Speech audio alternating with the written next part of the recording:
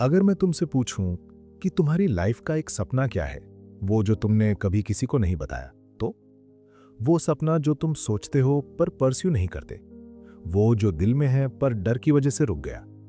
सच ये है, हर इंसान के पास एक पर्सनल लेजेंड होता है, एक ऐसा पर्पस, एक ऐसा सपना जो उसकी लाइफ को मीनिंग देता है। और इसी जर्नी को एक कहानी के थ्रू समझाती है ये book, the Alchemist by Paulo Coelho.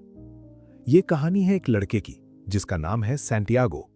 वो एक शेपर्ड है, सिंपल लाइफ जीता है, अपनी भेड़ें चराता है और दुनिया देखना चाहता है। लेकिन एक दिन उसे एक ड्रीम आता है, एक बार नहीं, बार बार। ड्रीम में वो देखता है इजिप्ट के पिरामिड्स के पास एक ट्रेजर छुपा है। ज्यादा लोग क्या करते, इग्नोर कर देते, बस सपना है बोल देते। पर सैंटियागो अलग था। उसने डिसाइड किया, मैं इस सपने को फॉलो करूंगा। और यहीं से उसकी जर्नी शुरू होती है। सबसे पहला चैलेंज आता है डाउट, या गलत हुआ तो, या मैं फेल हो गया तो। फिर भी वो आगे बढ़ता है। उसकी मुलाकात होती है किंग से, जो उसे एक पावरफुल बात बताता है। जब तुम किसी चीज को सच में चाहते हो तो पूरी यूनिवर्स तुम्हें उसे पाने में हेल्प करती है।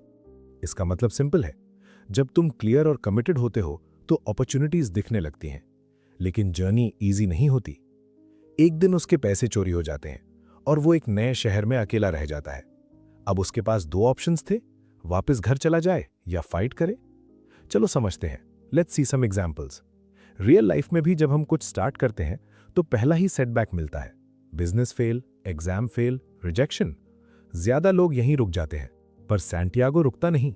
वो एक क्रिस्टल शॉप में काम करता है और धीरे धीरे उस बिजनेस को ग्रो करता है।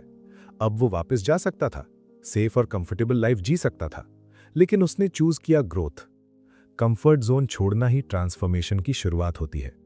फिर वो डेजर्ट की तरफ बढ़ता है और वहां उसकी मुलाकात होती है एक इंग्लिशमैन से जो एल्केमी सीख रहा होता है। एल्केमी का मतलब ऑर्डिनरी को एक्स्ट्रॉर्डिनरी बनाना, सिंबॉलिकली अपनी लाइफ को ट्रांसफॉर्म करना। फिर सैंटियागो मिलता है एक एल्केमिस्ट से जो उसे सबसे पावरफुल लेसन देता है, अपने दिल की सुनो। पर प्रॉब्लम यह है, दिल कभी कभी कंफ्यूज करता है, डर भी देता है। और यहीं आता है नेक्स्ट लेसन, फियर सबसे बड़ा ऑब्स्टिकल है। चलो समझते हैं, लेट्स सी सम एग्जांपल्स। तुम कुछ नया स्टार्ट करना चाहते हो पर सोचते हो लोग क्या कहेंगे, या मैं फेल हो गया तो। और यही फेयर तुम्हें रोक देता है। सैंटियागो अपने फेयर को फेस करता है और आगे बढ़ता रहता है। फिर उसकी लाइफ में आता है लव। वो फातिमा से मिलता है और उसे प्यार हो जाता है। अब एक और डिसीजन, लव के लिए रुक जाए या सपने के लिए आगे बढ़े। यहां एक पावरफुल लेसन है, ट्रू लव तुम्हें रोकता नहीं, ग्रो करने देता है। सैंटियागो अपनी जर्नी कंटिन्यू करता है और फाइनली पिरामिड्स तक पहुंचता है।